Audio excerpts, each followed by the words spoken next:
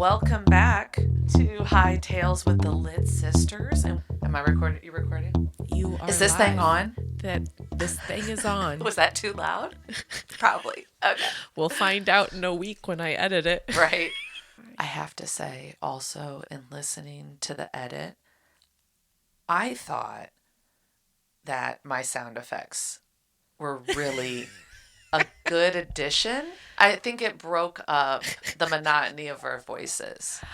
Are you calling my voice monotonous? I was also calling my own voice monotonous. Well, that I agree with. You're like, I edit these first. I hear it. I'm like, if I have to hear Nicole's voice one more time, I'm over it. I would. Let's agree to disagree on that because that was not my feeling. When we read the next series, I'm going to up it even further. I've already been practicing my vampire sound effects. Okay, what is a Oh, jeez. Oh, God. Here we go. Every time somebody gets bitten, every time it's going to happen, isn't it? There's not a lot of biting, actually. For vampires? So in this vampire series, there is a goddess of vampires. This isn't a spoiler. Mm-hmm. There's a goddess of vampires, and it's kind of, you're like the low end of the vampire totem pole. You're pretty gross if you were human and transitioned to a vampire. So there's like born vampires and this whole like different clans of vampires, bloodborn, shadowborn, all of this.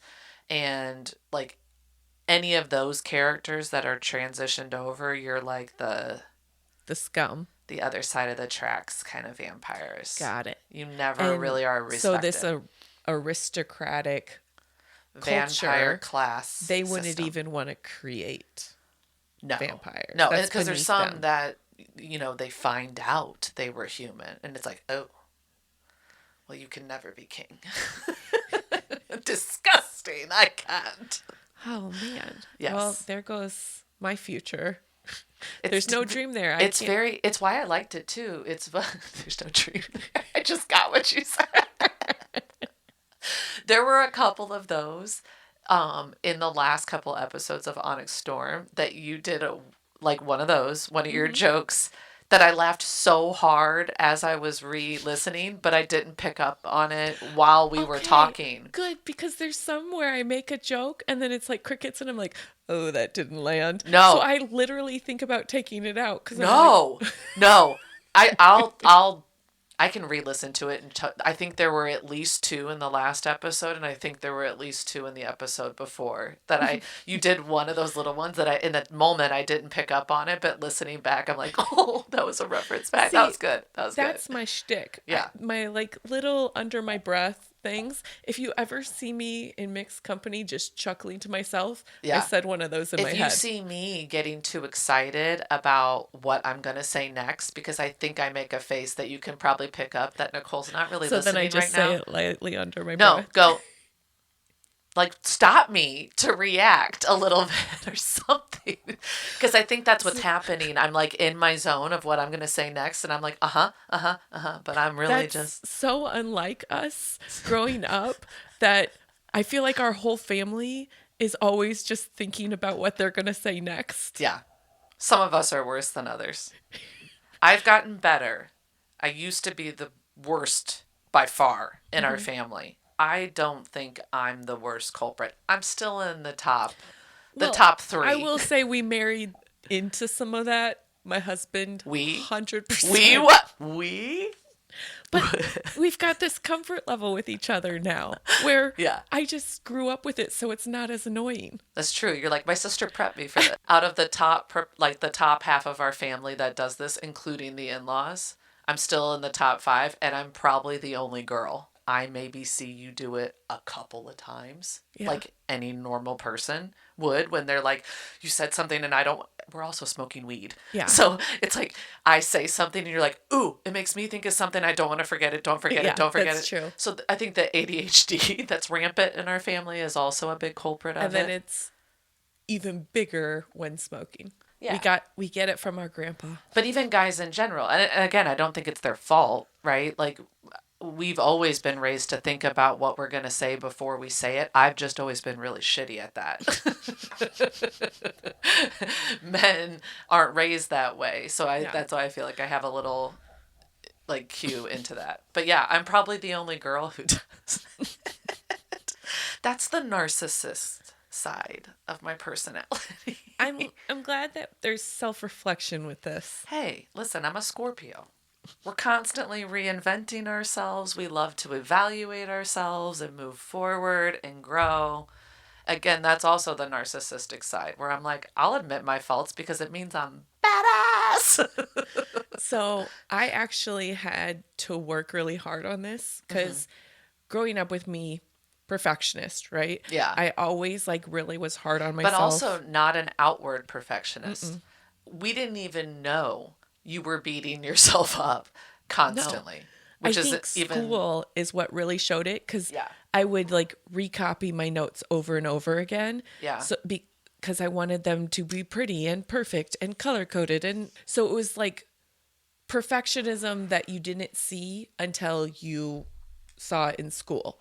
When I started working, I learned about continuous improvement in terms of business, like Six Sigma and all that stuff. Went through all of those trainings, and I was like, it was like a light bulb that went off. Yeah. And so now the way I deal with my perfectionism is I lean so hard into continuous improvement. And that's my out to be like, well, nobody's perfect. If I'm a perfectionist, I should always strive for perfection. But Marissa, are you perfect at continuous improvement? Oh shit. What'd you just do to me? What'd you just do? I bet you are. I bet you I'm are. pretty close. No, I'm just kidding. I'm not an expert, but I've done a lot of trainings. Oh, you pulled a Marissa. You just pulled a Marissa. I didn't make it. See, the timing's really important. It does. And you've really got to know where the I mute bet button that is. sound effect is going to be great. Oh, God. Okay, are we ready to start officially? Onyx Storm theories. Fourth Wing series theories. I don't know. The Empyrean series theories. That's what the whole series is called. Go figure. All right, so we're going to talk our theories as of finishing Onyx Storm. I think we're going to have a pretty large break between this book and the next book. I've seen a lot of people do videos after like the book tour and things that Rebecca Yarros has said, and she keeps emphasizing that she needs to get back to family and all of that. Was that a symbol? That was me. No. Sorry. No, that was me saying, Rebecca, these fourth wing characters should be your family. Step up. No, I'm just kidding, Rebecca. There's actual real humans in her world. See, that's... Oh, wait, there's real humans in our world. Oh, she's not trying to escape from that part. My point of saying that, though, was we may do another theories right before the next book comes out. Yes. Because I think more is going to evolve, and who knows, I might want to reread all the books again because I'm psycho. Okay. Where we left off at the end of Onyx Storm, let's just kind of go through the various cliffhangers because there's more than one, okay? And we'll kind of elaborate as we go. The biggest one, who is brother, in my opinion, right? I guess there is also Violet's memory is wiped and she's married and Xaden's gone. Okay, let's just start with problem one. Problem one. Who is the brother that turned Venom? So, we do know it's a he by Xaden's point of view. Yes. And we were told by Rebecca Yarros to take note of who is missing at the end of the book. So, Riddick is missing, Sawyer is missing, Bodhi isn't there. Garrick, we know, is officially missing. His name is named. So is Xaden, officially. We already know he's Venom, so he's not the brother. Arik isn't necessarily there either. Now, furthermore, we know from Xaden's point of view, it's someone who was known about him for the last 6 months. So that right there eliminates Sawyer, Riddick, it kind of eliminates Auric, but I think we keep Auric in there because of the precog stuff and Yeah. all of that. So it kind of narrows us down to either Bodhi or Garrick. Yes. Do you have one in particular you would like to talk about first? So, to me, the most plausible, Uh-huh. my vote is Bodhi. Okay, so mine's, I think, Garrick. Okay. This will be good because This then will we be can good, just 'cause talk and debate. Well, you might change my mind. Can I also say I'm so glad that we decided not to talk about theories at all with each other. Yeah, we so would that way even this cut is like off. honest reaction. We cut off multiple starts of conversations over the last couple weeks to make sure this was all fresh. So ironically, having a podcast together made us talk about the book less with each other. Well, we do have designated like 3-hour time spans. That's true. We just condense all of the mini conversations we have throughout our lifetime. True. Yes. Okay. So for Bodhi, he is the one that had struggled most with the idea of Orisha, being True. the leader of Orisha. Most of the book, he is angry about being the next in line. We see a lot of conflict about Yes. that. Yeah. So I could definitely see that is what is behind the whole ring, you're married, Orisha is yours. Well, Okay. what we're assuming it is yours, or whatever that is. So I have two theories on what it could be. That's why that's the strategy behind the whole marriage. That's why Violet was specifically told, Yes.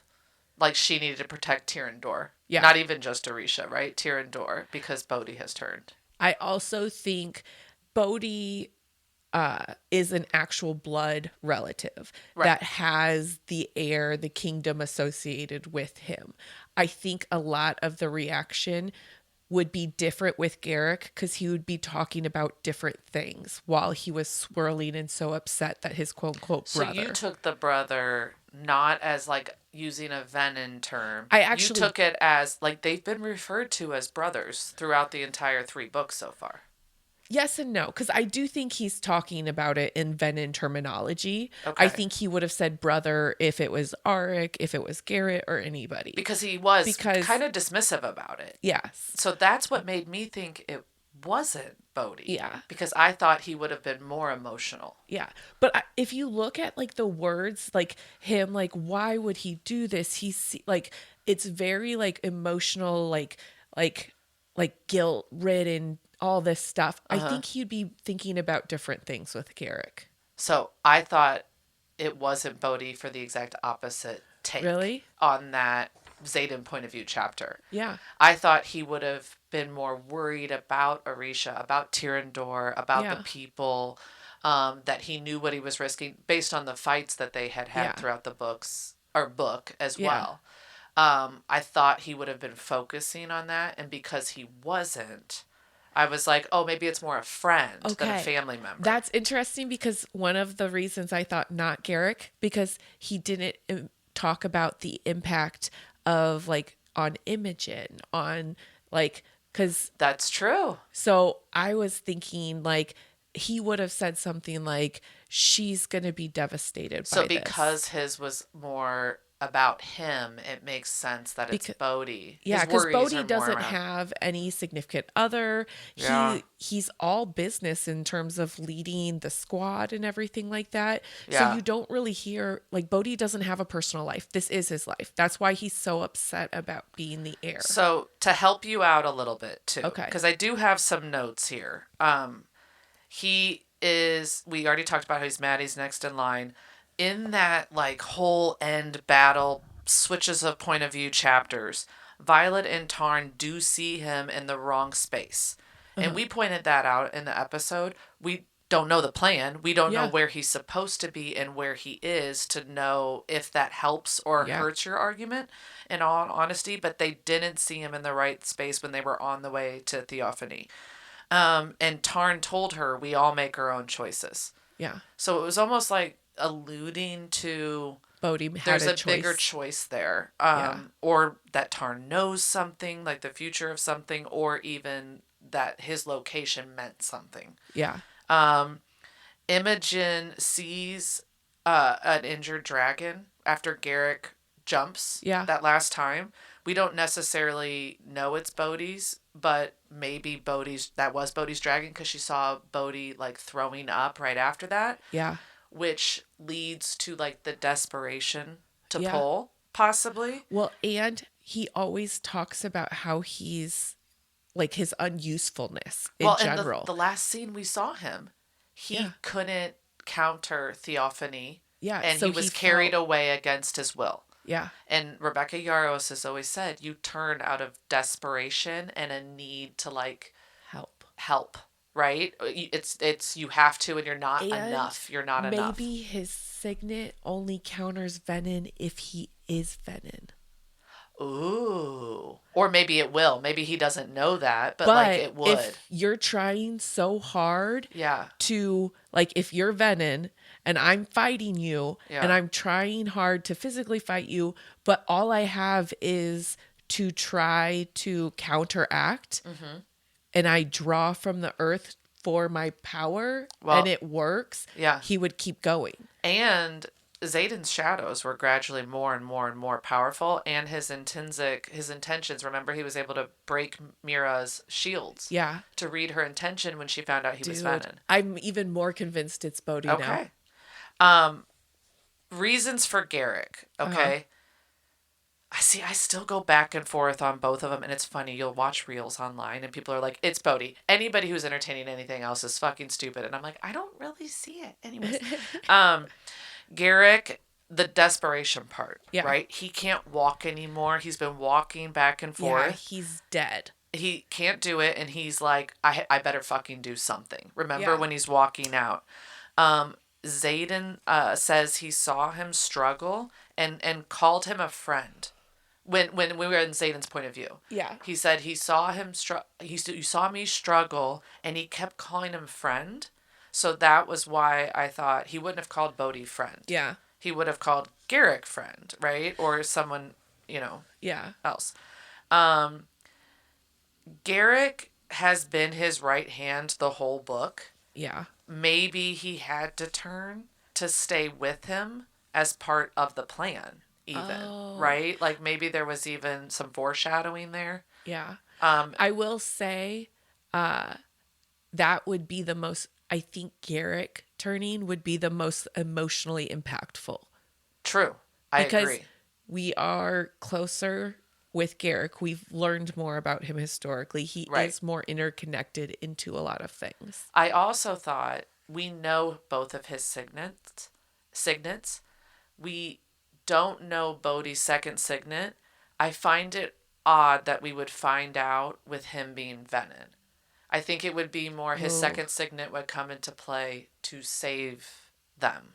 Yeah. Dramatic writing wise. If he does have a second signet, I think he does, speculating. and I think too. him and Arik, because we don't know. Well, no, Arik's we do know. Sorry, I think because we know what Arik's is now and how powerful it is, and the fact that we don't know Bodhi's, I think both of theirs are going to be major play. Yeah. In the next two books. And another one, not to really throw crazy in, we don't know what General Atos's power is. We don't. So that's another one that I'm like is going to be a big deal, I think.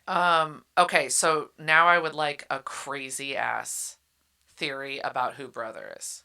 So this isn't crazy ass, but Arik. I do think it could be Arik. No. That's not what I was going to say. But do you want to talk about Arik? I thought that was a legitimate question. No. That was a setup. No, okay, I said I have like a a crazy ass fucking theory that it's not Bodhi or Garrick. Okay. Right? It's not anybody that they necessarily know, that we know of as like the Rebel Squad, right? Yeah. Quest Squad. What if Xaden has been gone a lot of this book? Yeah. Now, it does make sense because he's fighting and doing whatever, but I feel like in Iron Flame, we still got a lot more of him. Him and Garrick haven't really been around nearly as much as normal.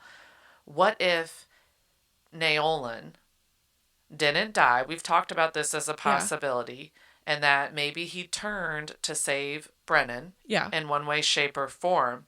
And maybe because their dragons are mates, they are brothers. That's why he was referring to him as brother. Because Xaden also doesn't really talk in Ven and speak. So for him to be just saying my brother, my brother, my brother, before he did that whole polling, before he totally went ASOM, Yeah. it does make it that his point of view was using brother as that term. Maybe he's brother because Tarn and Segal. It's the same thing as him and Violet. Maybe that's why they're brothers, which then would make him Oh. and Violet sisters. So let's not. Never mind. Never mind. Okay. Xaden also said, "I wonder if all initiates feel this way about their sage." When he was talking about Berwyn and how he Yeah. can't even I kill him, know. I know at least one does. Yeah. Well, who would he know that does? I think we all just assumed it was this brother. Yeah. But he was just seeing that guy turned, Yeah. whoever brother is. If he knows, it would be someone he knew before, which maybe is Naolan, who they never refer to as being dead. Violet is the only person who has said he's dead. Yeah. Tarn doesn't. Brennan doesn't. Yeah. Xaden doesn't even No. say he's dead, right? Yeah. In those terms. So what if Naolan turned to save Brennan, but he has like been in communication like a double agent spy type of thing this whole time? Because again, I told you this is crazy. Yeah. There's also the rune-shaped scar on Brennan's hand, Yeah. right? We know it doesn't come from siphoning Uh-huh. because Dane doesn't have a mark from Sloane, No. and Brennan didn't have a new mark on his neck from Sloane siphoning between the two of them. So what is that rune? And so I saw this isn't my theory. This is multiple theories that I saw on TikTok. Yeah. What if that's like a communication rune or something, and Brennan's been like talking to Naolan this whole time Ooh. as like a double, and that would make sense that Xaden would know. Yeah. And it would make sense that we would have another repetitive theme, that there were things that Violet wasn't told, that maybe if she would have known, she could have helped in this whole process. Yeah. So then who is the brother? Naolan. But he just watched him But turn. he might not have, he didn't just watch him turn, he just knew he turned. But why would he watch? Why would he turn? But he did say he I was like that questioning theory, it. Yeah. but I think that theory actually supports my theory about my crazy one. So what Okay. if it was Dane? Hear me out. Okay. Dane's ability is if he touches somebody. Right. And sometimes he can accidentally do that. So what if there was a situation where Dane accidentally like brushed Xaden, saw that he was Venom, and then knew that it would hurt Violet. So he has been maybe helping Xaden, and we didn't know Dane knew. And that's also why Xaden was okay with Dane coming, because it's another person. Wouldn't Xaden, he's contingency planning right now, right? He has and been the whole time too. Taught Violet how to kill him. He doesn't trust that Violet will actually kill him in the end. Who would? Wouldn't he want somebody else Yeah. who cares more about Violet than Xaden be there? Because Garrett wouldn't want to kill him. Bodhi wouldn't want to kill him. Yeah. So my crazy idea is it's Dane. I mean, he has Riddick, but maybe he had Dane before Riddick. And You know Dane what I mean? isn't one of the four. He's not. But he's in the crowd.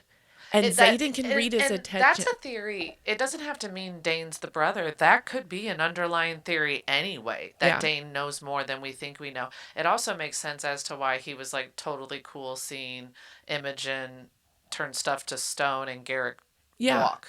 Because I think he kind of already knew all this shit. He knows their stuff. But he knows bigger stuff. Which is also means it would be a part of a Dane redemption arc, which I fully fucking love. Yes. And again, I feel like Dane's redemption was he was a little kid, now he's growing into a man. Yeah. Like, you don't need to redeem from being a child. Well, and frankly, yes. And my theory of Naolan being brother, it could still be true I without it being agree. brother, and Yeah. it would mean the next books would open up the whole Venom world Yeah. so much more because we don't know shit about it at No. this point. Next, we can go into the other big plot hole. What is Zayden's plan? Yes. Like, what do we think it actually is? So So, we some know key he things. stole. Oh, sorry. Go ahead. Oh, no, no, it's okay. We know a couple of key things. He said, "It's all yours," is where I was going to go 1st. Mm-hmm. Um, People have said that means it's not Tyrandor because he refers to Tyrandor as a she all the time. So, what is the it? So there's a theory that that whole scene when he lost it, right? Yeah. The totally going ASOM. There was the "I love you" from Violet when she felt the shadows around her. And the string. And like it wasn't straight. That's Akatar, but or maybe was it? He felt something and he grabbed onto it. Yeah. You know, I mean, I pictured a string in my head. Me too, but probably because we read Akatar. Yeah, yeah. And what was I saying? Oh, and that somehow that's why they're married, and that's why the ring, like part of his soul is like kept there. So he's saying it's His soul. the last piece that didn't die off Yeah. is now solidified from the Temple of Dune in this Horcrux, essentially, to then figure out how to reestablish me later. Because I your love a soul soul dies. stuck in a ring. Oh, We can all agree that's amazing. I love a good soul stuck in a ring, you know? Gets me every time, right in my I feels. love that theory. Yeah. I hope, but I also think that theory can be coinciding with Bodhi, Garrick, whoever turning Venom. True. Yeah. So And let's it could also mean she also has Orisha that she has to run. Agreed. Yeah. Agreed. So I just said all that, and then I just saw a summary of an interview with Rebecca Yarros, and that person said that she said, "I've referred to Tyrandor as it before." So Okay, so that might be bullshit. So I'm glad I got all of you guys really hyped, and then it's probably not true. But leading into Again, it still could be true. it could parts of it, Yeah. bits and pieces. It's a theory. It could also be like all of my wealth, everything I own is yours. The world, because I'm gone. The sky is the limit, baby. There is also a lot of theories around Auric. I don't think Auric's the brother. But I do think Auric has been helping Zayden for a good amount of time. And I think any theories about that kind of support it. He was going the wrong way, right? Away from battle, brought back the troops. Him not being there at the end, I think has more to do with, I think he has the eggs. I think he took the eggs to Umbriel. Because Zayden to Seagal was like, she promised to help. She promised to help. That might not have been Violet. It might have been that queen that wanted the dragon eggs. Okay. Can I say full stop something here? Yeah. In my mind, anybody dealing in dragon eggs is on the bad list forever. So that's what I first thought. But we don't know shit about the Empyrean. So I started to think a little bit more about the Empyrean. We never hear that Tarn's not on the council. He's not on the Empyrean. But because he's a black, and the other black is Coda. Coda's older, and like he's the king of it. But so that's why it was leading me to think maybe there's some inner term, and we've gotten evidence of their own revolution within here, or within the Empyrean. The fact that Rebecca Yarros said, "What makes you think the dragons are saying their actual name?" Right? The fact, pair that with, obviously the dragons were purposely picking the rebellion kids so that they would have two signets. So to me, that's like the dragon side of the rebellion. I saw another video that took it a step further. All the dragon names are direct translations from Gaelic. Yeah. Except for like 3 of them. So like Seagal, the spelling is different. Why would the spelling, and that's how people have hidden themselves throughout history, is it's their name, but it's spelled differently. Yeah. So Seagal's spelled a little bit differently. She has a rebellion writer. Yeah. that has two signets. So what if that's what they're doing on the Imperium side to begin with? Maybe they're in on it. Yeah. Maybe the eggs aren't stolen. Maybe it's part Okay. of a whole deeper I rebellion. I will take my statement to anybody, meaning person or dragon. Yeah. If I find out Seagal is dragon egg, like unless the dragon's already born and we're giving shells, I'm okay with shells. Well, they could also be taking them like to just establish another breeding ground. Agreed. Is my point. And I actually have a theory But on if that. they're giving it to the general, yes, you if have a that's problem how we with got, it. Yeah, I get that. So I would too. yeah, I would also back you up if this is all true, that there's this huge other rebellion behind the rebellion and Violet didn't know. Yes. I'll get back on your train of being really pissed about that. No, I have this whole dragon theory. So let's go into that now, right now. Okay. With the dragons, I totally am on board with this dragon rebellion. Yeah. And I do think it's people that are thinking bigger, and people, it's almost like the dragons and the Imperium are very much like, I'm okay to hide as long as the veil is safe. And then there's a fraction. Which is very similar to Basgiath and the leadership in Navarre. Yep. Yeah. I think there's this faction of young punks that Taryn and Seagal are in that are very much like, this is bigger. Like, Tarn's like the elder millennial in the young punk group. Exactly. Rebel Squad. The dragon version of the Rebel Squad. That's fire. That sucked. That was bad. And so I could see this whole plan, whoever stole the eggs, I could be on board with, we didn't steal the eggs to give to anyone. We took our baby eggs and we're building a community of people who are going to actually look for the bigger picture of Venom need to be gone. We need to protect magic, not just ourselves. Right. This whole internal rebellion that's happening, this would create a new Empyrean. Yeah. And so those are going to be factions. And I think it's going to be bigger and broader, where now they're trying to figure out, we need the Irids on one of our sides. Okay. And that's where we're going to learn more about the Irids and why the Irids left millennia ago.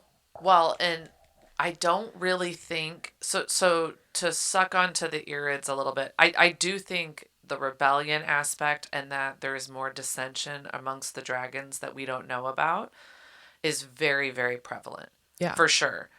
Going to the farther down the Irids, things that I thought were interesting. One, I don't really think they are classified as dragons. I think something like that's going to come into play because there are different dens of Irid. There's just different dens of dragon. So I feel like Irids are different, and I think it has something more to do with they pull their power differently. Yeah. Right? The dragons, Venom are pulling from the ground. The dragons are pulling from Mother Nature, right? Yeah. I saw a lot of theories about the Irids pull from the sun or from the sky. And the Venom make a lot of reference to, you have all the power of the sky. You have, referencing the sky, which would also make sense as to why Violet and still always had or was able to talk to her dragons the whole time, right? What was the other thing? Didn't she in Iron Flame even still have her power when they went? Yeah. So when they went to each of the aisles, she still had her ability to talk, but there were a couple times where lightning struck. And people were worried that she was turning Venom. Well, Miro was worried that she was either turning Venom. And we thought maybe Theophany was there before we knew everything. Yeah. So that might be, she's able, I like that idea with the small tweak of, I don't know if Irids pull it from the sun. I think they may just be magic. Yeah. in and of themselves. Well, Rebecca Yarros has said Violet doesn't wield lightning, she wields power. Lightning is just the way she is comfortable dealing, like wielding it. Yeah. So I think that means something. Yeah. But we know that comes from Tarn, that's Yeah. pure power. So that is on the dragon side of things for sure. Okay, talking about and Irid. So talking about Andarna. Um, I thought it was really weird that she came back so quickly. And I thought that kind of meant something. And so when you think of Irids not being, like, always being feather tails, Yeah. right? Because all of the other Irid that came didn't, they were abhorred by Andarna's tail. They were Yeah. all still feather tails. When Andarna was a feather tail, she had the ability to freeze time. So what if that is just part of who an Irid is? Because they're all feather tails, I think they can like manipulate time.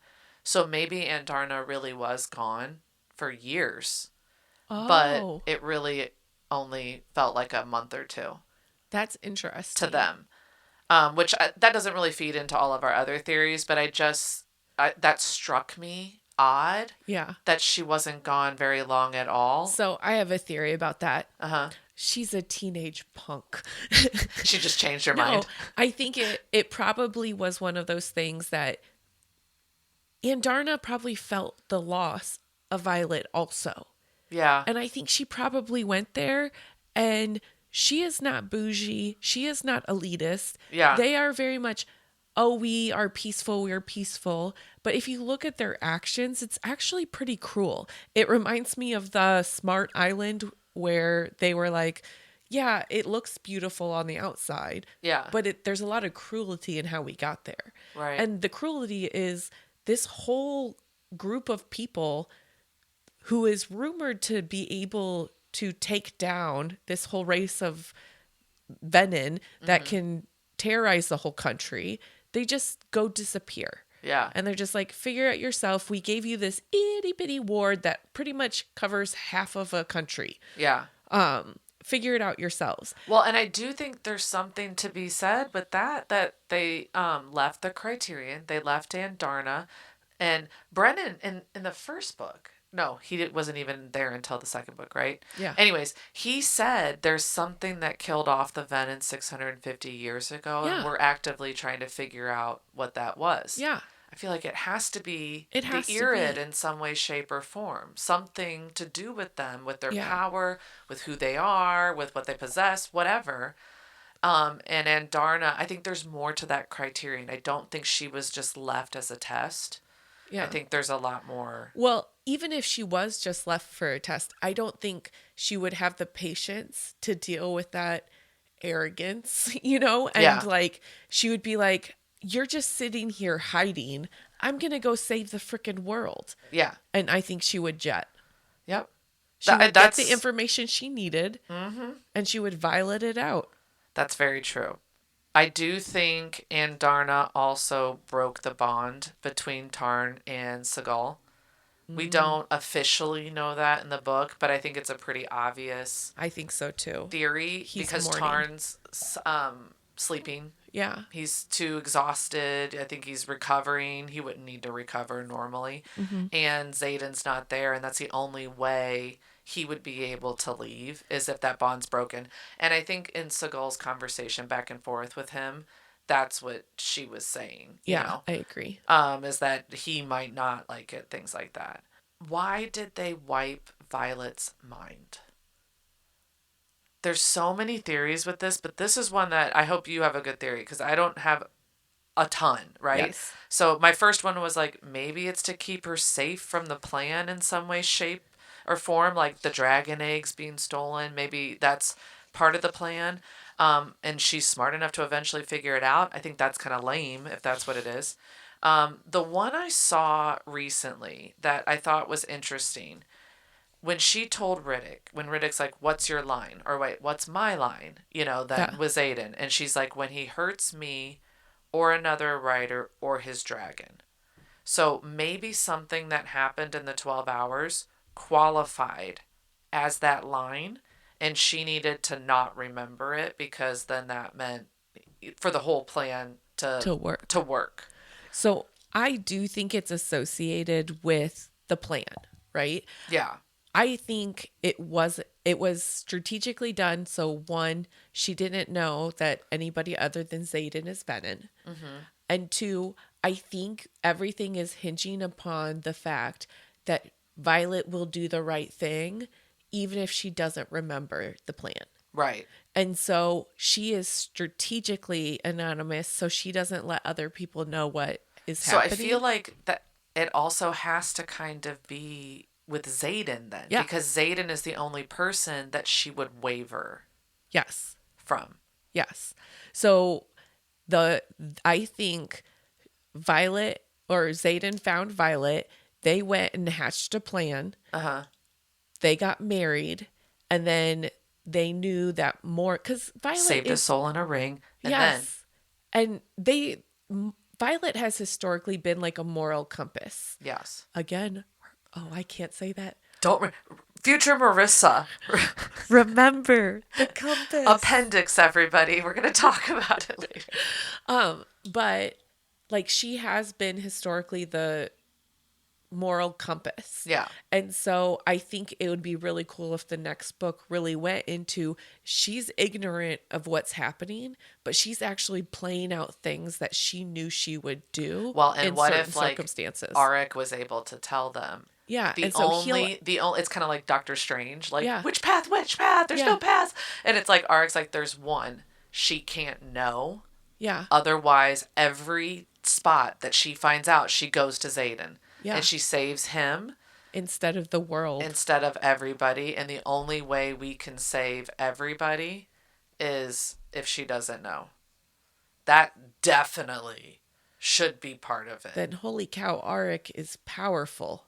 I think Auric is very powerful. And Yeah. I think Auric's going to become, and I think Sloane is also going to become very, very important. And Dane. So this kind of is off of this. Yeah. What if Dane can possibly retrieve erased memories?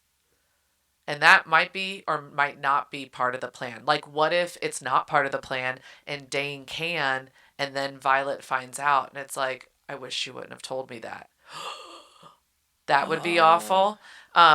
Or maybe it is part of the plan. But I think maybe he could retrieve it in some way. I want to talk about the Dreamwalker thing real quick. We were told by Rebecca Yarros that we've only seen about 10% of its power. And this is probably the one conversation me and you have gotten into outside of the podcast that we're like, stop. Is like the ability of what she can do and why it is so powerful, right? That like your shields are down. She can literally manipulate anything that's going on. Rebecca Yarros also said there's probably only one person that even has the ability to train her. Because that's the thing. And me and you have talked about this on the podcast, that all these intrinsic, like what qualifies as you'll get killed versus what qualifies as you get to train it and make it better, which also means we have no idea the ability of these signets because people are offed. Yeah. And there's no one available to train. Venom always recognize her in the dreams. They always have from the very beginning. So I think it's really going to come into play with Zayden and in this next book. That we might still see Violet Zayden mind to minds via dream walking. I actually like that. Yeah, I think that's a great thing. Rebecca Yarros also, before Onyx Storm came out, someone asked will we learn what Violet's second signet is? And she's like, you've already seen it. I kind of went back. There wasn't, and again, I spot checked. So we're not one of those podcasts where it's like legit. But I don't think it was Zayden's dream. I think the dream walking can cross the planes of like living and dead. And I think that was actually dream walking. That she was talking to Liam with Malik, and she was like passed out dream walking in the torture room. And I think that's when we saw her second signet, because she was also, your signet comes out of like desperation and it kind of explodes. And she needed and somebody. She was tired and all the way depleted, and it was able, like, her shields were down and it was able to unfold. And so I think that might be a way that, like, Liam, Liam's memory in that whole scene, like, might come back into play. Or at least I hope so. I think that would be a cool amplification of a power like that, that it can be dead or alive. Well, and then that means Liam comes back again. Kind of. Or Lilith. Or Asher. Her mom and dad. Oh. Who knows? But wouldn't that be cool if Dreamwalking could do that? I'm kind of mad at Asher right now. Are you? I'm kind of mad. So another thing Rebecca Yarros said, again, I just saw these interviews, that a lot of, someone asked, what was the question? Do you think Lilith and Asher are really the epic love story in the book that we don't know about? And she goes, oh, I definitely, because I know what you don't know. Yeah. And the amount that they did and had to protect their kids from for what's going on. So I think they both actually have a much larger play in the rebellion than we know about at all. I would agree. Yeah. And so I have a big Asher Lilith love story, epic tale. I want a novella. I wrote the book, okay? Uh-huh. Lilith is pregnant with dear old Violet. Mm-hmm. She actually gets caught in war beyond the wards. With Theophany. She fights Theophany. Theophany has her in a death grip. Lilith draws from the ground. I'm laughing because I'm scared. What is that? Lilith draws from the ground. It's our only hope. Her only hope. Just a thumbprint. Theophany laughs her ass off because we know her personality, and she would be like, you idiot, you're a venom now. Go back to behind the wards. That's why Lilith never went beyond the wards again. Otherwise, she would have gone with her kids to Orisha. She would have been with her kids in Orisha. Oh, now I'm trying to think back if she ever really left. Yeah. Okay, but I can elaborate on your theory. Okay. I have another theory. Yeah. Yes, all that happened, and that's why Violet's hair is the white. That might even be why Asher tried to dedicate her. What if what saved her was the Irid eggs? Right?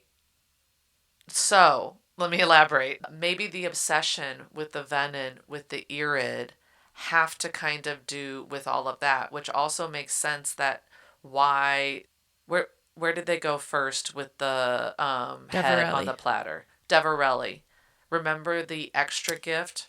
Xaden was going to give the Sword of Tyrandor, and Violet ended up doing Andarna's egg shells. And he was mesmerized by it. There's got to be some sort of power with that. So maybe that's what, like, kind of saved her. So that would explain. So maybe we have the cure already for Xaden. Well, and that's the twist. That this plays into one of my crazy theories. If that is how it was saved, that means Violet is kind of her own Horcrux. She is Irid because the eggs, right, like, saved her. She has the connection with the dragon, and she has the connection with humans, obviously.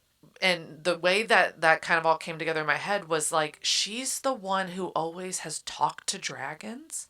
She talked to the two greens at presentation. She talked directly to Coda.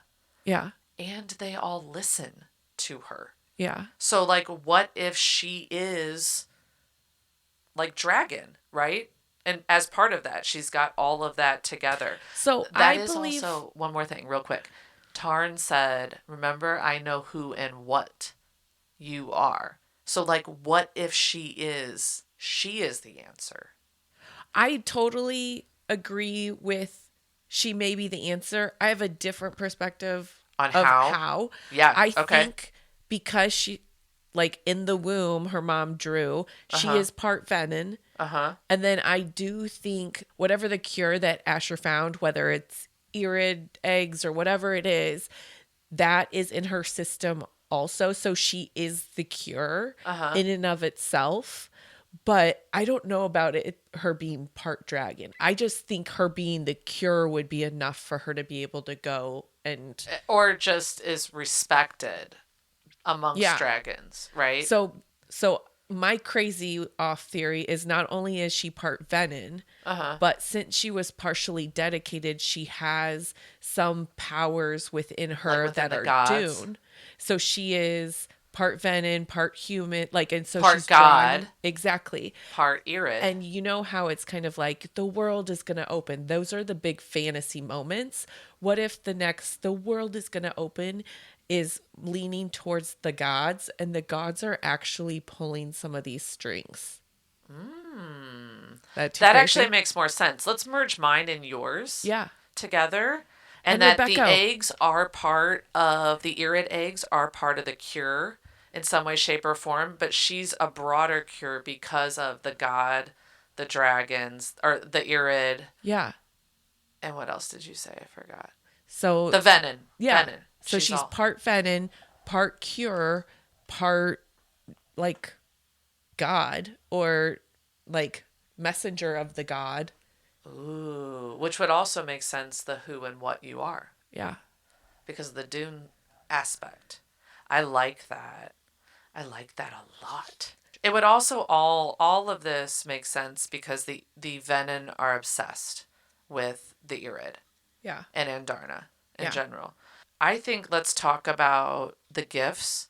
Yeah. I didn't tell you this before. Yeah. Also, apparently Rebecca Yarros in the book tour said there are meaningful things dropped in these gifts. Good. And there are meaningful things dropped in the epitaphs at the Yeah. beginning of each chapter. Which once we go through these gifts again and kind of reestablish all of these things, Yeah. our different theories, I have a crazy theory I want to Okay. talk about too. Before, can we go into history? No. These are just okay. So theories on the original six. Oh, I have seen some theories that like Violet's a descendant of the original six, but Yeah. then I was like, that means Mira and Brennan are too. The original six is kind of when the faction started. We erased the like history and Right. stuff 400 years later, right? Right. So the original six were the ones that had obviously a relationship to be able to do the wards with the Irid. Okay. So there's this idea that everything's cyclical with theophany and stuff. She's like, I'll just wait another blah blah blah many of years. Uh-huh. So I don't believe necessarily that she's ancestors or anything, but I do think there is like reincarnates of this cyclical thing The power happening. is more Yes, flowing through in similar ways. So I think the original six kind of like the airbender, right? Like Yeah. you're the airbender. Yeah. Yeah. I think the original six each have the same like mechanism of powers. Uh-huh. So one is lightning, one is but whatever these other ones are. And so I think we could go into Violet is one of the new cycles.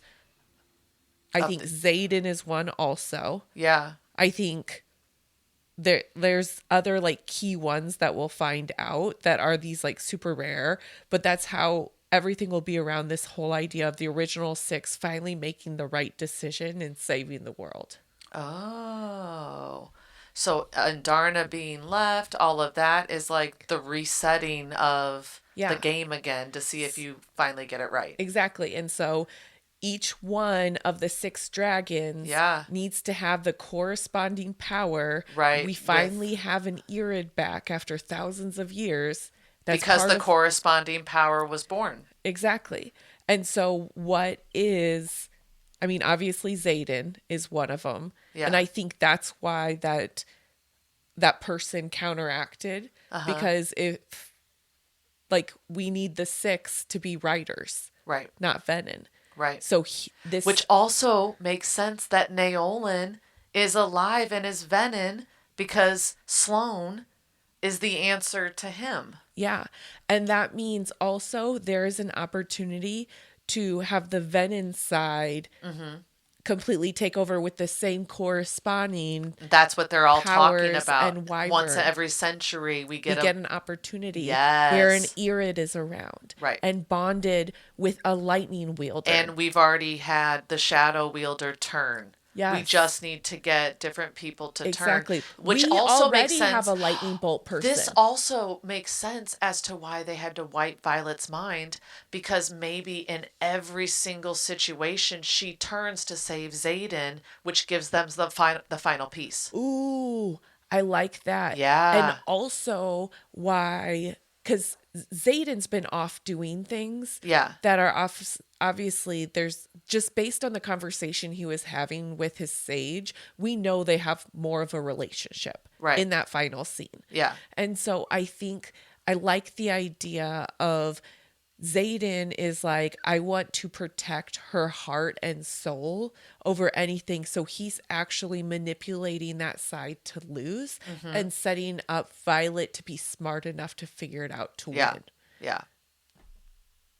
And Is I hope, which probably means the Venom would die. Yeah. Which means Xaden's sacrificing himself, but then the ring comes in the last play. And they're able to rejoice. There's also a lot of theories about... She is the cure. She is the cure. There are also a lot of theories about Xaden not being endgame for Violet, which makes me want to punch the person in the throat as soon as I hear it, because I don't even want to talk about it. That's not true. Yeah. It's just not. I'm not even going to deign that with a response. Pun intended. Okay. You want to go through? I like that one. Okay. So, aren't you glad we segued into history? I mean, it's not real history. I'd say that's a theory. Okay. Well, a historical theory. I also heard that Rebecca Yarros said there was a lot of symbolism around the gifts that were given. And we did, in one of the episodes, I can't remember which one for Onyx Storm, Marissa did a deep dive and we went through. So we're going to go through those again. Yep. And now see how they confirm or ex-nay some of our theories, maybe. Yes. Probably confirm. We're only going to remember the positives. So this research was thoughtfully conducted by ChatGPT. Brought to you by letter OpenAI. Okay, so Violet. A1. Letter A1. So this is a funny side story. McMahon, our director of education? No. That's what I was meaning. Oh, okay. So I actually have a funny story about my 8-year-old at the time daughter. Oh, this is going to make the story about the director of education even better. I'll go first then. So my youngest daughter, my husband works in AI, and my youngest daughter saw A1 sauce when my husband was using it on a steak. Which he might get hate for using it on a steak. That's very white boy. But he also likes his steaks well done. Which you need A1 sauce if you're doing that. He likes medium well. He's not that crazy, but that's still gross. You still need sauce for that. Okay. Well, hence him using A1 sauce. There you go. That's why I approve it, because you already murdered the meat again. So my daughter sees the label and she's like, "Oh, Dad, is that your company?" You made it on bottles, Dad. I didn't know you made steak sauce. So Secretary of Education, I kept saying director. Linda McMahon, right? You know, Vince McMahon's ex-wife, I don't know if they're still married, but she's our Secretary of Education. And she was in an interview saying, it's great what schools are doing today. They already have people doing A1 teaching. And she said it like 50 times. Oh, meaning bless AI. Her heart. Bless her heart. Right. Can you do a dance so that way? Oh, here, you want me to tell you my whack theory? Yeah, as long as it's not going to be interrupted by me like trying to find this. Oh, so you just want me to do a tap dance? Marissa, you're gonna delete all of this. So this is just a song for you. And we'll do a little pause before Marissa starts talking again, so you know where to delete it, so that you don't have to listen to all this again. So this is just so Marissa's ADHD has full processing power. So she can look and listen, and then we'll get maximum power. Max. So now you've totally lost my train See, of thought. I am a sound effects expert. I am also an entertainer. Okay. So, Marissa, Yes. now you can start. All right, so we are going to run through the different gifts they were given because we heard Rebecca Yarros say in an interview that they are significant. And we broke them down big time in an episode, but now we're going to refer them back to our different theories. Yes. And what they might mean. So Mira got wine. Which we all know means usually like celebration or something to We can also skip the characters we know have no significance. Okay, so who gives a fuck? Just say Mira got wine. That's kind of cool, but it doesn't mean anything with our theories. Okay. Marin got 2 orange tunics, which orange usually is associated with like being brave, courage. It can also like be prosperity and good luck. Since there were 2, and since it's around bravery and like luck and prosperity, and they saved her 2 brothers. Right. Which is a connection we didn't make when we read it, that the orange and bravery. Okay, yeah, they're going into war. That makes sense. We didn't even pick up on the 2 tunics. And then now thinking of theories, I think that does mean her brothers might have a big play. Yeah. I like that. Yep. And she's responsible for them. So that's why that's her gift. Yeah. Okay. Smack in the face.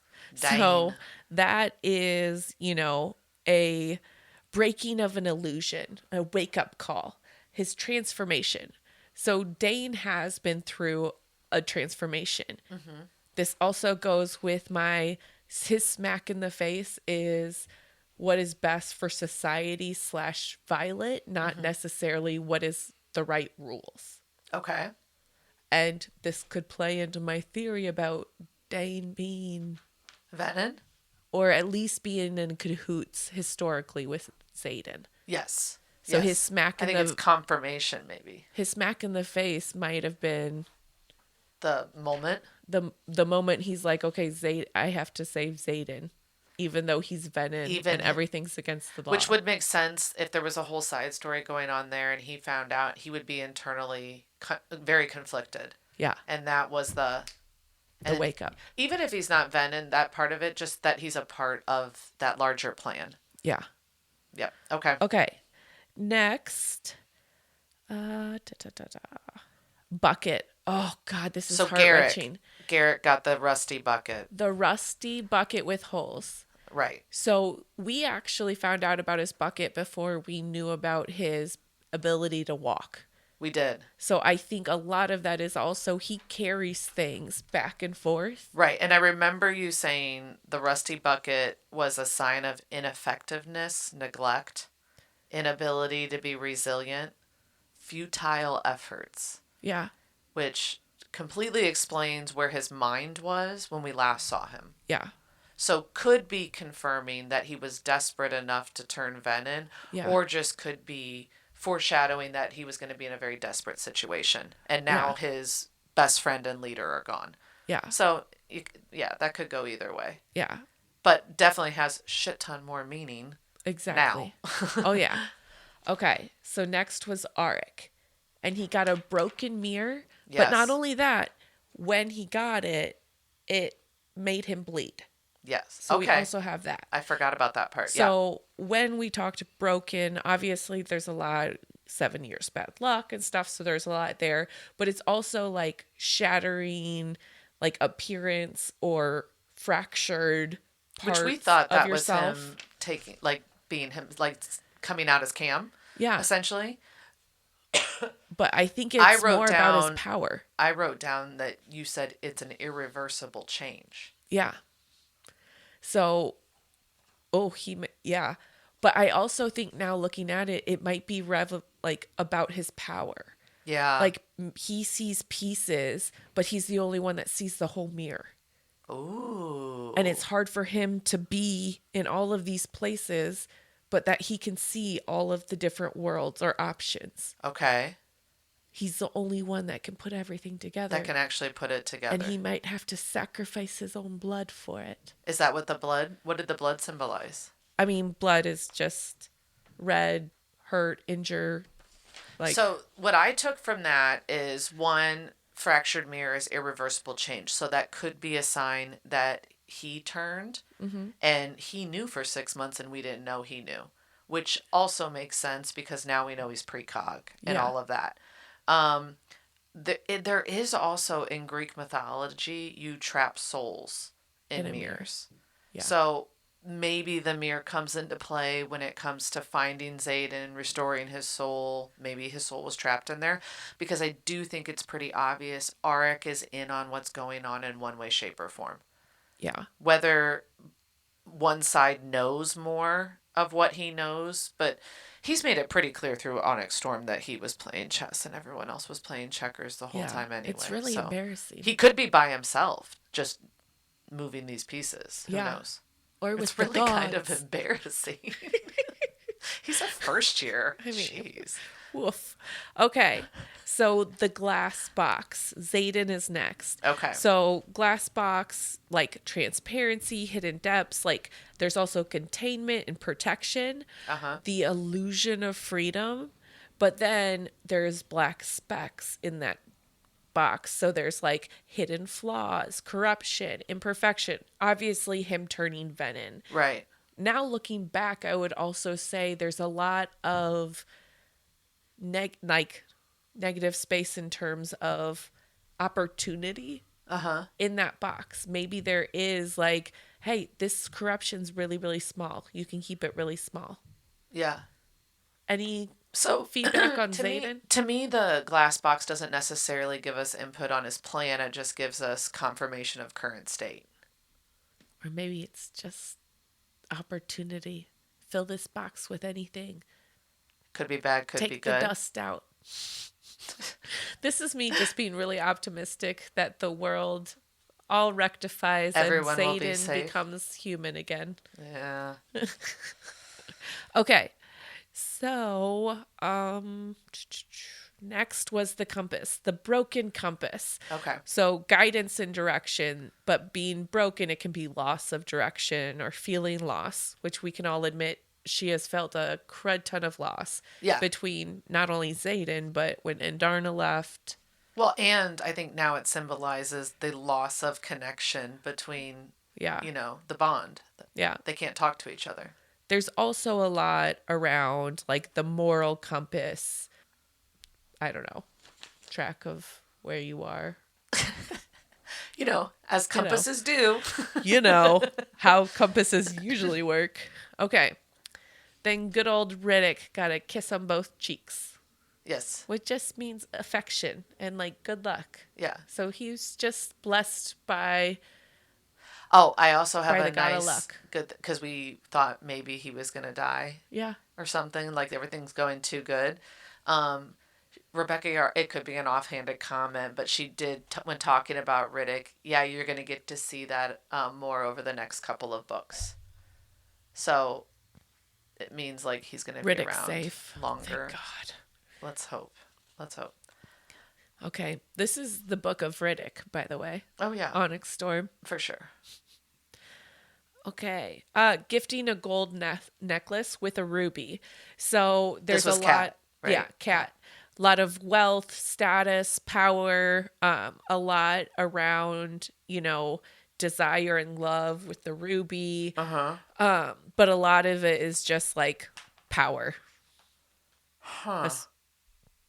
I wonder if in your first 6 theory, there has to be like a griffin and she ends up turning or something like that because of that.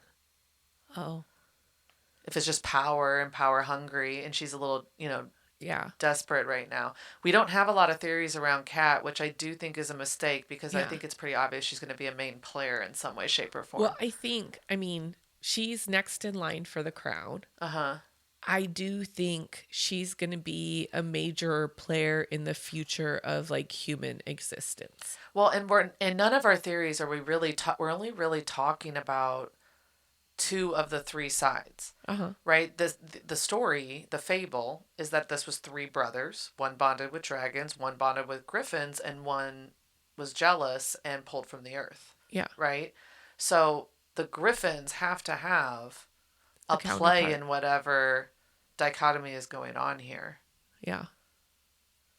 So I don't know. Okay. That's a good one. Good old Broccoli, the cat, Yeah. was given to Drake.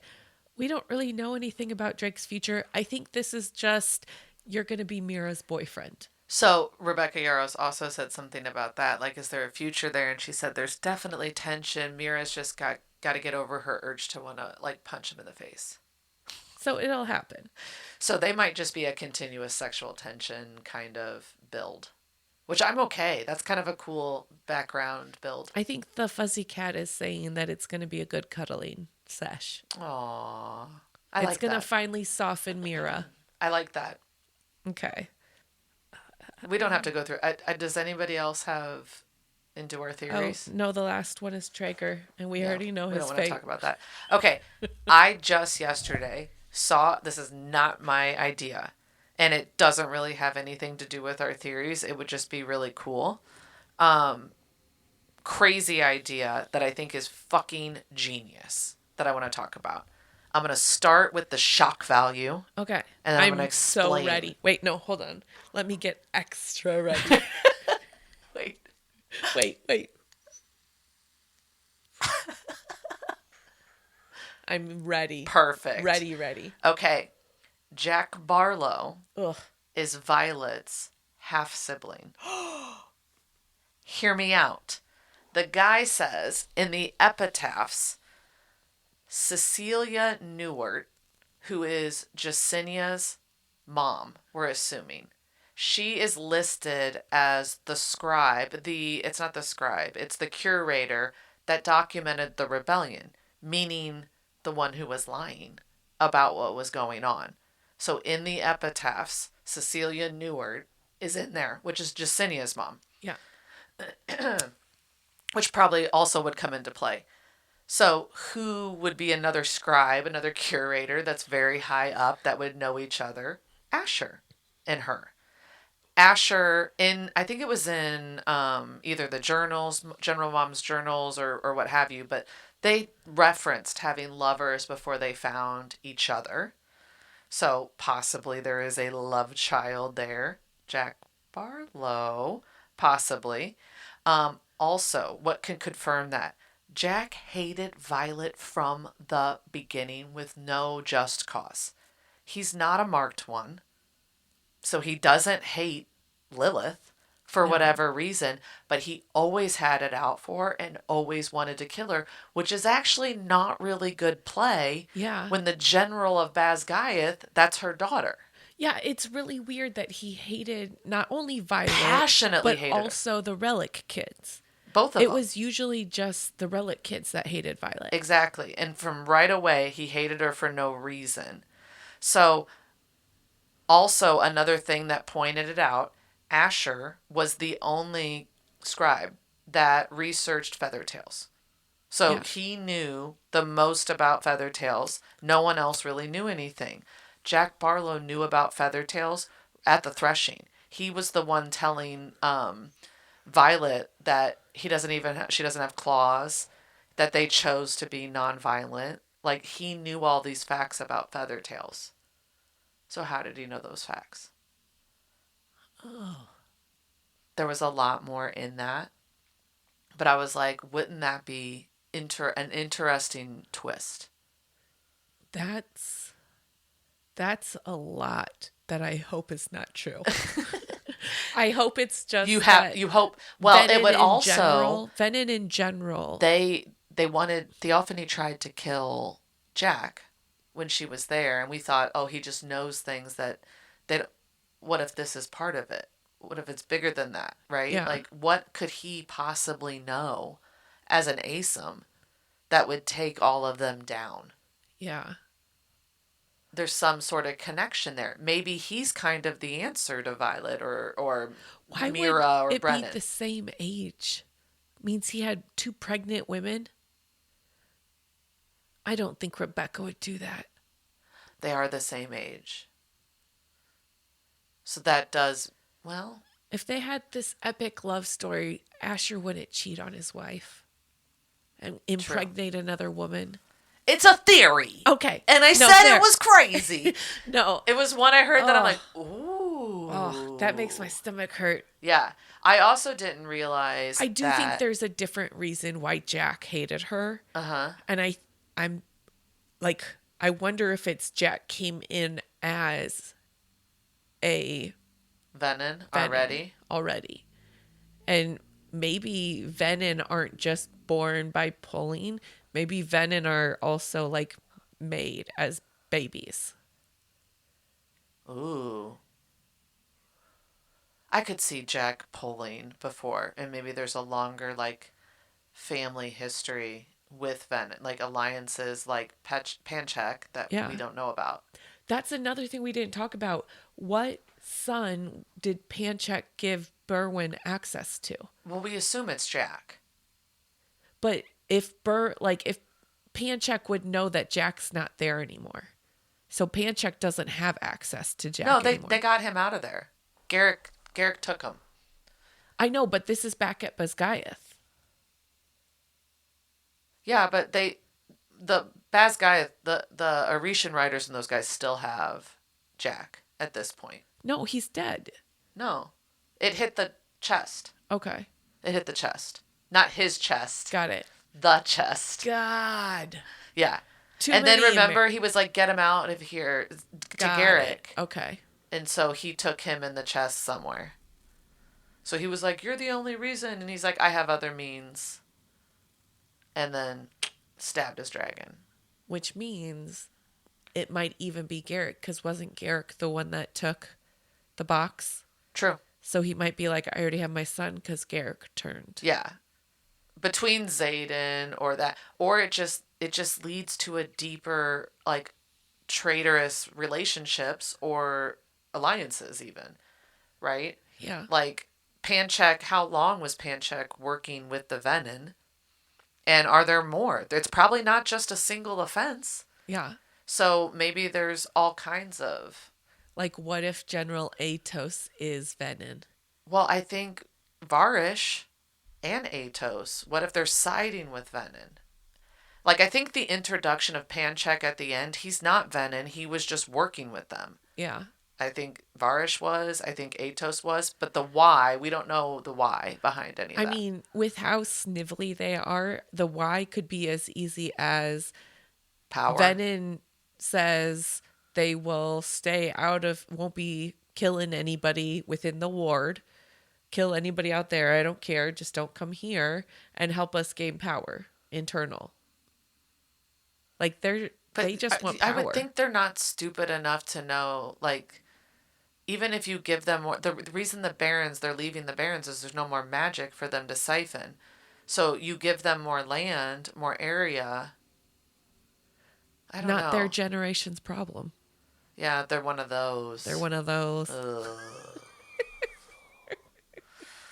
Whatever. We didn't talk at all about, like, Venom theory.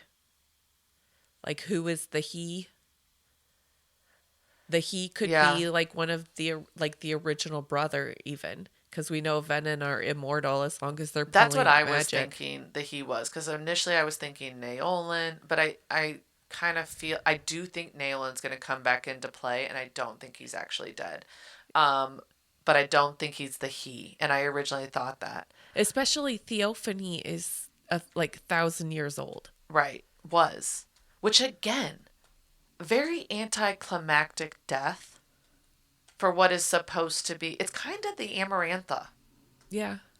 Right? Like, I felt like Amarantha had a pretty epic death, but I guess dying in the first book. Like, she was supposed to be, and then it's like, oh, you really weren't that Why didn't you guys just do that 200 years ago? I hope everybody listening didn't listen to the Akatar version of this before. Whatever. Even if you did, you're going to be happy to know, because if you haven't read it yet, you're going to snooze through 300 pages for the last 100 pages of interest. But that I just gave away the ending, but whatever. I'll take out the spoiler. No, she won't. Okay. All right. It's like yawns. It was contagious. All right, you guys. Well, those are our fourth wing theories, which are really little bits and pieces of other people's theories that I put together and called my own. Mine were organic. Mine were the quote unquote made in America, where I just assembled the last portion. Uh-huh. All the details and bits and pieces were made elsewhere. Fair. All right, you guys, we may or may not do another little episode before the next book comes out, but we will see you fourth wingers, you listeners who are here for just this series. We'll definitely see you when the next book comes out in 2 years. Oh, boo. But in the meantime, we are going to do another palette cleanser, which we talked about in the last episode as being the measure. And then we are moving into our next fantasy series, which is the Crowns of Nixia series. But just think, like, the first book is like Hunger Games meets vampires. And then the world explodes and there's all kinds of stuff that happen. But the first two, we are definitely going to read. I don't know why I'm talking about all this. Yeah. I usually cut most of it out, but I'll let you go. No. All right, you guys. Well, thanks for listening to our Fourth Wing, Iron Flame, Onyx Storm, the Empyrean series theories. And we'll catch you on the flip side. Yeah. I think we should do a post next book. How embarrassing was our theories? Like, do side by side. Like, yeah. Play a snippet from this just one, like, and then we react. Oh my God, she thought an illuminary was a person. All right, you guys. Well, thank you for talking high tales with your favorite lit sisters. Goodbye. Bye.